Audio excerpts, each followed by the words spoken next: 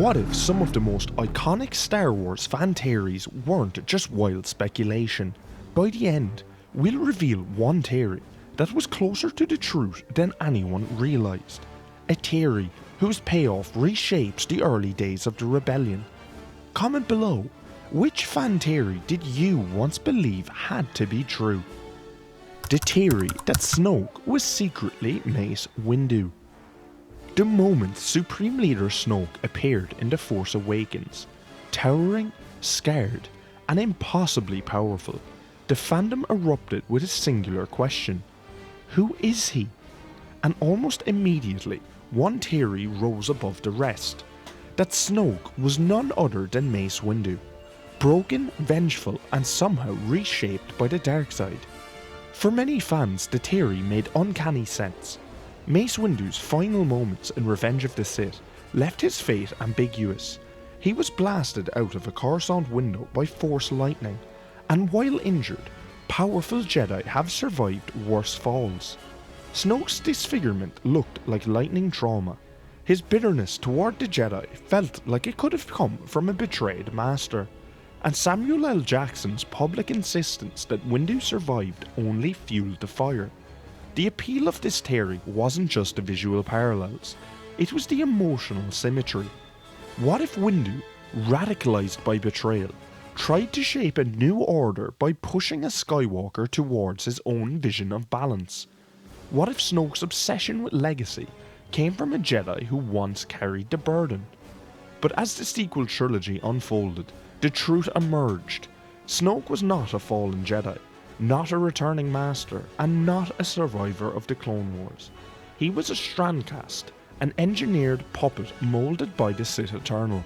The scars were not lightning-born reminders of Palpatine's betrayal, but byproducts of imperfect cloning.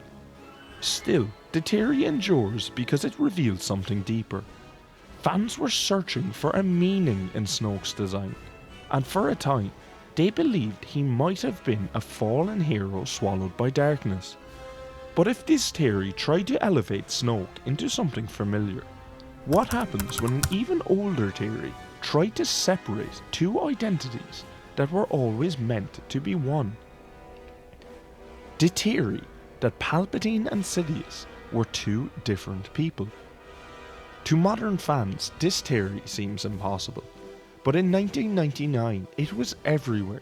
The widespread belief that Senator Palpatine and Darth Sidious were not a single figure, but two entirely separate individuals.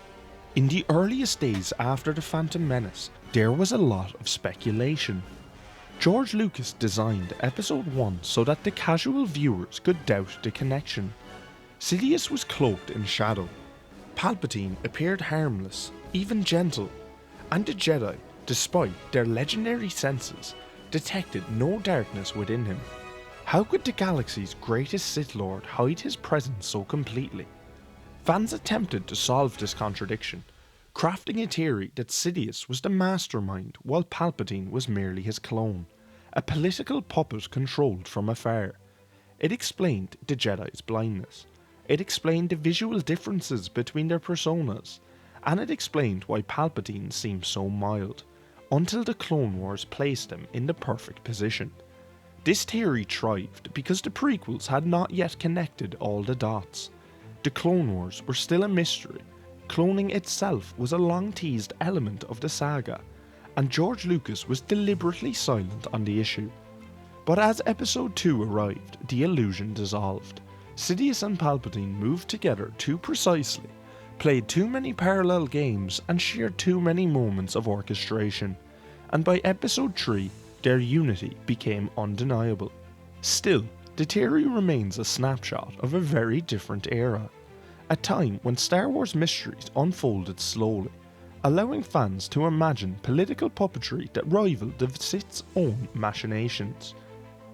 Yet if this theory tried to divide one man in two, our next theory asked whether one decision in the Clone Wars hid a much darker purpose.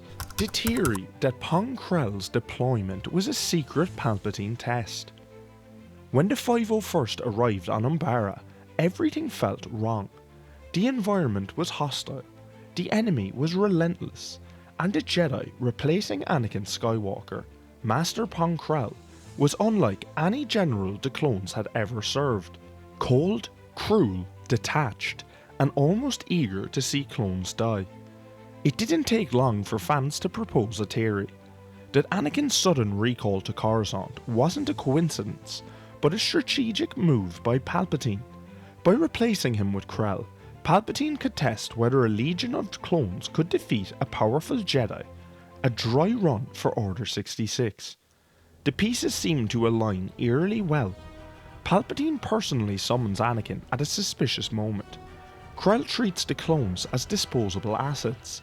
His growing embrace of the dark side mirrors early symptoms of a Sith defector, and Palpatine's obsession with evaluating clone loyalty is well documented across both canon and legends. Was Umbara a battlefield or a laboratory? The emotional weight of the arc made the theory compelling. The clones fought not only an enemy, but their own commander, and won. Rex 5's dogma proved their resilience in a way that foreshadowed Order 66's horrific turning point. In many ways, fans wanted the theory to be true, because it added a chilling layer to Palpatine's manipulation. But canon never confirmed such orchestration. Krell's fall was rooted in his own twisted visions of the Sith's victory. Anakin's recall was tied to political unrest, not a secret experiment, and Palpatine never references the Umbara outcome again. Still, the theory lingers because it matches the Emperor's ruthless pragmatism, and because it explains why Umbara felt less like a campaign and more like a test of loyalty. But if the Clone Wars offered theories grounded in strategy and subterfuge, the Bad Batch era offered something far more personal, a theory born out of grief. The theory that Tech survived and would return as a cyborg clone hunter. When Tech fell during the climactic rail line collapse in the Bad Batch, the fandom refused to accept it. There was no body, no confirmation, just a pair of goggles given by Hemlock, a chilling token with no context. Soon, a new theory emerged, that Tech had survived the fall, been recovered by the Empire, and rebuilt into a cybernetic clone hunter, perhaps an early prototype for later Imperial enforcers. The idea was heartbreaking, yet strangely fitting. Tech's mind was invaluable. His loyalty, once broken, could be a weapon, and the era was defined by cybernetic rebirths, like Vader and the Inquisitors. Fans imagined a Tech who returned not as a brother, but as an Imperial blade. The theory spread because it kept hope alive. Bad Batch fans had witnessed Crosshair's brainwashing, Echo's cybernetic survival, and the Empire's obsession with clone modification. Everything pointed toward a future where Tech could return, altered, conflicted, perhaps even irredeemable. But Season 3 brought the painful truth. Tech's death was real. His sacrifice stood. The goggles were all that remained. Not an experiment, not a transformation, but a reminder of loss. Yet the theory reveals something powerful about the Bad Batch community. They were willing to imagine any path, even a tragic one, if it meant Tech's story wasn't finished. And that brings us to the final theory, one that predates the Disney era, the prequels, even decades of canon. The theory that Chewbacca was a secret rebel agent before A New Hope. Among all Star Wars fan theories, few have persisted as long as the idea that Chewbacca was not just a smuggler caught in the wrong place, but an early ally of the rebellion, long before Luke Skywalker arrived in the Mos Eisley Cantina. This theory began the moment audiences saw A New Hope.